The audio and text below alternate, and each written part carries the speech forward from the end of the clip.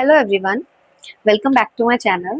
सो आज जो मैं स्टोरी सुनाने जा रही हूँ वो उन बच्चों के बहुत करीब है जिन लोगों ने एनसीईआरटी से पढ़ाई की है। स्पेशली जो एनसीईआरटी बुक पुरानी वाली पढ़ी है, क्योंकि अब सीबीएसई ने चेंज कर दिया करिकुलम। तो उसमें एक स्टोरी थी जिसका टॉपिक था इक्की दुक्की। शायद कुछ लोगों ने वो स्टोरी सुनी भी हो। अब इक्की जो होती है वो एक केश वाली होती है, यानी उसका एक बाल होता है उसके सर पे। और जो दोकी होती है वो दो केशा वाली होती है, यानी उसके सर पे सिर्फ और सिर्फ दो बाल होते हैं। जैसे वो छोटा भीम में देखते हैं ना हम, राजू के सर पे बाल जो होते हैं, दो ही बाल दिखते हैं उसके ऐसे खड़े हुए, सेम वैसे ही। तो अब जो अम्मा होती हैं यानी मम्मी जो होती हैं वो हमेशा दोकी की तारीफ करती रहती हैं, दोकी बहुत सुंदर है, दोकी ऐसी है, दोकी वैसी है। दोकी को बहुत ज्यादा प्रेज करती हैं। लेकिन जो एक है वो बेचारी बहुत अलोन फील करती है, और बाबा उनको फुर्सत ही नहीं होती किसी की भी तारीफ करने के लिए। तो अब एक दिन क्या होता है, इक्की को बहुत बुरा लग गया होता है। अब इक्की घने जंगल की तरफ चलने लगती है। मतलब शी वॉज फीलिंग अलोन, तो वो चल रही होती है, बस चलते जाती है चलते जाती है। जब वो घने जंगल में पहुंचती है तो वो देखती है किसी के चिल्लाने की आवाज आ रही है कि कोई मुझे पानी पिला दो, कोई मुझे पानी पिला दो, कोई मुझे पानी पिला दो। वो आसपास देखती है, वो देखती है कि यहाँ कोई इंसान तो है नहीं जिसको मैं पानी पिलाऊं। फिर वो देखती है कि वहां पे एक सूखा हुआ मेहंदी का पेड़ है जो कि बोल रहा है कि मुझे पानी पिला दो, मुझे बहुत प्यास लगी है। तो इक्की देखती है इधर उधर कि क्या पता पानी के लिए कुछ मिल जाए। तो फिर वो जाती है, वो देखती है कि पास में एक छोटी सी नदी बह रही होती है। वो अपने हाथ में पानी भर के लेके आती है, चुल्लू भर पानी लेके आती है। वो एक बार, दो बार, चार बार, पांच बार, कई बार वो इस मेहंदी के पेड़ में अपने हाथों से पानी डालती है।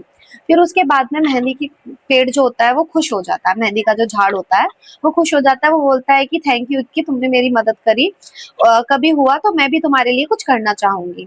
फिर इक्की आगे बढ़ जाती है। आगे बढ़ते बढ़ते थोड़ी दूर पे चलने के बाद उसको किसी के फिर से चिल्लाने की आवाज आती है, मुझे बहुत भूख लगी है, कोई मुझे खाना खिला दो, मुझे बहुत भूख लगी है, कोई खाना खिला दो। वो देखते हैं कि एक बहुत सूखी मरियल सी गाय बंधी हुई है एक पेड़ से, और उसको बहुत भूख लगी है। तो इक्की क्या करती है, अपने आसपास से घास फूस पत्ते वगैरह सब इकट्ठे करती है, उस गाय को खिला देती है। और साथ में जो वो बंधी हुई होती है जिस रस्सी से, उसे भी वो खोल देती है। अब खोलने के बाद में गाय भी बहुत खुश हो जाती है। गाय बोलती है अगर कभी मौका पड़ा तो मैं तुम्हारे लिए कुछ जरूर करूंगी। अब इक्की फिर आगे बढ़ जाती है, वो चलते रहती है चलते रहती है, चलते चलते वो बहुत थक जाती है। अब थकने के बाद वो सोच रही होती है कि मुझे रेस्ट करना चाहिए। अब रेस्ट करने के टाइम पे वो इधर उधर देखती है, उसे कुछ नहीं मिलता। फिर वो आगे चलती है, वो देखती है थोड़ी दूर पे एक कुटिया होती है, मतलब हट होती है। अब वो वहां जाती है, वो खटखटाती है, तो वहां से एक बूढ़ी अम्मा बाहर निकल के आती है। वो बोलती है अरे आओ बेटी, मैं तुम्हारा ही इंतजार कर रही थी। आओ चलो, पहले तुम एक काम करो, अपने सर में तेल लगा लो, फिर उसके बाद में मैंने गर्म पानी कर दिया, तुम नहा लो, फिर उसके बाद हम खाना खाएंगे। अब इक्की को थोड़ी सी शर्म आने लगती है। वो बोलती है नहीं नहीं अम्मा, हम मुझे इसकी नीड नहीं है, मैं तो बस थोड़ी देर आराम करना चाहूंगी। फिर भी अम्मा बहुत इंसिस्ट करती हैं, तो इक्की क्या करती है, इक्की सर पे तेल लगा लेती है। तेल लगाने के बाद नहाने जाती है। अब नहाने के बाद जब वो अपने सर से तौलिया हटाती है तो उसकी खुशी का ठिकाना नहीं रहता। क्यों? क्योंकि उसके सर पे बहुत सारे घने बाल आ जाते हैं। और वो इतनी खुश होती है, इतनी खुश होती है कि खुशी के मारे वो खाना पीना सब भूल जाती है।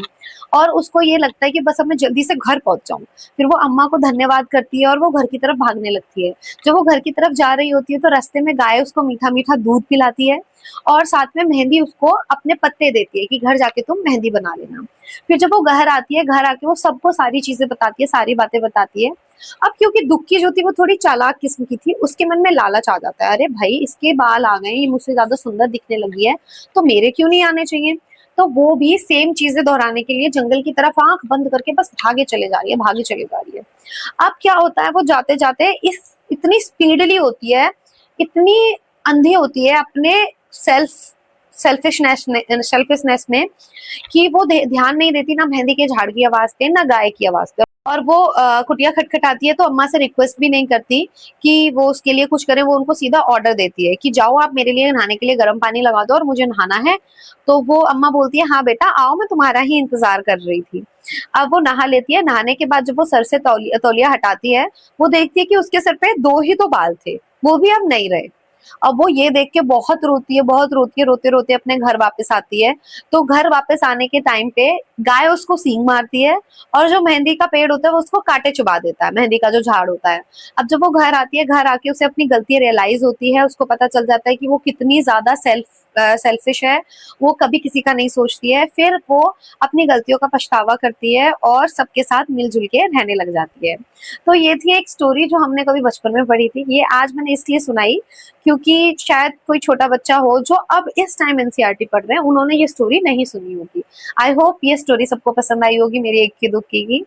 And thank you for watching me. Please like subscribe my channel and जितना हो सके लोगों में प्लीज इसको प्रमोट कीजिए। मुझे मोटिवेशन मिलेगा, डिमोटिवेट नहीं होंगी मैं, because my subscriber are still the same. Thank you for listening me.